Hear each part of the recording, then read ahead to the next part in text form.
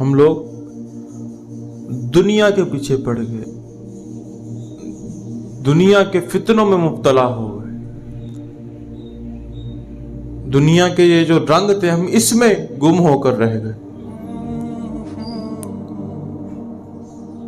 ہم مال اکٹھا کرنے لگے، ہم شہرت کے پیچھے پڑ گئے، دولت کے پیچھے پڑ گئے۔ ہم نے کبھی یہ سوچا ہی نہیں کہ ہمیں دنیا میں بھیجنے کا مقصد کیا ہے۔ ہم نام کمانے لگے، ترقی، ہم نے کہا ہم ترقی کریں گے، دولت کمائیں گے، مال اکٹھا کریں گے، گھر بنائیں گے، کوٹھیاں بنائیں گے، بنگلے بنائیں گے۔ ہم اس دوڑ میں لگ گئے۔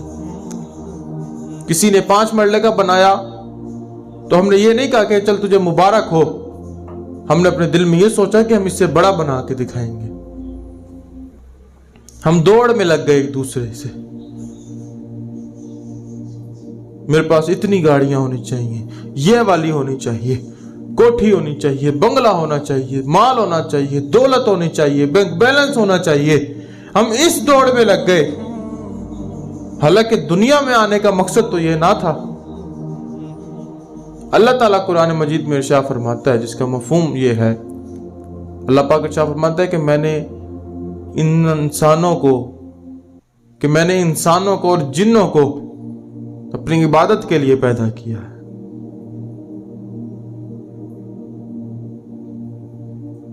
اللہ نے ہمیں اپنی عبادت کرنے کے لیے پیدا کیا تھا،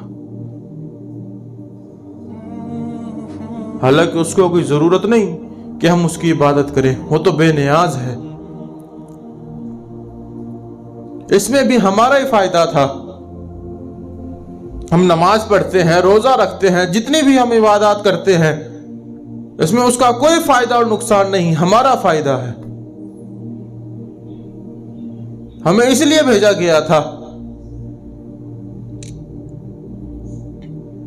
کہ ہم اللہ کی عبادت کریں، رسول اللہ کی اطاعت کریں، اللہ اور اس کے رسول کی فرما برداری میں زندگی گزاریں، لیکن ہم ان چیزوں کو چھوڑ کر دنیا کے پیچھے پڑ گئے۔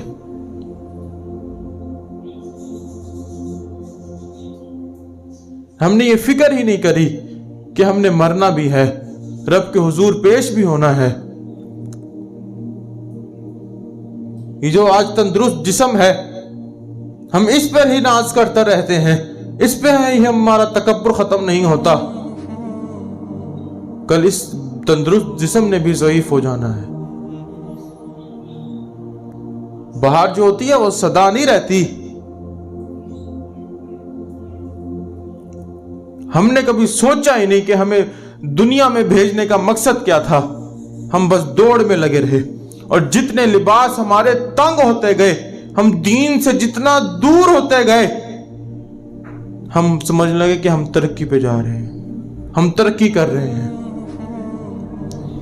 ہم نے قرآن چھوڑ کر ناچنا شروع کر دیا، گانوں کی طرف چلے گئے، ہم نے کہا ہم دنیا میں ترقی کر رہے ہیں، حالانکہ قرآن کو چھوڑ کر، رسول کو چھوڑ کر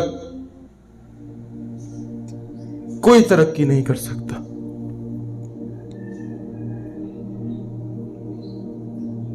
ہمیں تو چاہیے یہ تھا کہ ہم رب رسول کی فرما برداری میں زندگی گزارتے،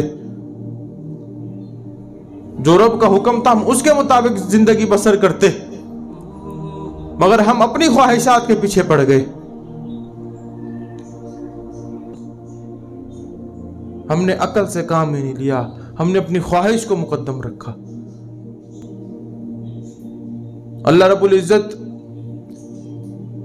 نے فرشتوں میں صرف عقل کو رکھا ہے، اور جانوروں میں صرف شہوت کو رکھا ہے، مگر انسان، اللہ کی مخلوق جو انسان ہے، اللہ رب العزت نے اس میں عقل کو بھی رکھا ہے اور شہوت کو بھی رکھا ہے۔ اگر انسان شہوت پر قابو پا کر عقل سے کام لے تو وہ فرشتوں سے بھی اعلیٰ مخلوق بن جاتی ہے، اور اگر وہ عقل کو چھوڑ کر شہوت سے کام لے، خواہشات کے پیچھے چلے، تو وہ جانوروں سے بھی بدتر ہو جاتی ہے۔ ہم دنیا میں آئے، ہم بھول گئے کہ ہم نے یہاں سے واپس بھی جانا ہے، दुनिया आखिरत की खेती है। हम ये भूल गए कि जो यहां बोएंगे वही आखिरत में जाके काटेंगे।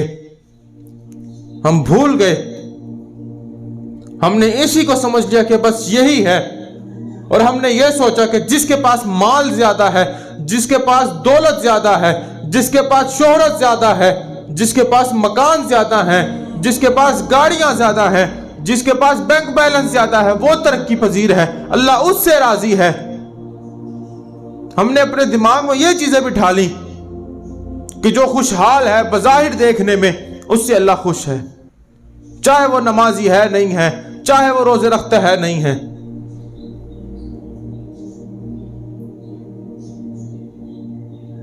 अल्लाह ताला कुरान मजीद में इरशाद फरमाता है कि ए हबीब, इनसे फरमा दो कि अगर तुम अल्लाह से मोहब्बत करना चाहते हो तो पहले मेरी इत्तबा करो, फिर अल्लाह तुमसे मोहब्बत करेगा।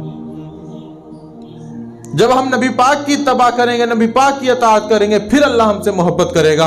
अगर हम दुनिया के पीछे पड़ जाएंगे, दुनिया कमाने लग जाएंगे, दुनिया को ही हम अपना सब कुछ समझ लेंगे, तो आखिरत में कोई हिस्सा नहीं होगा।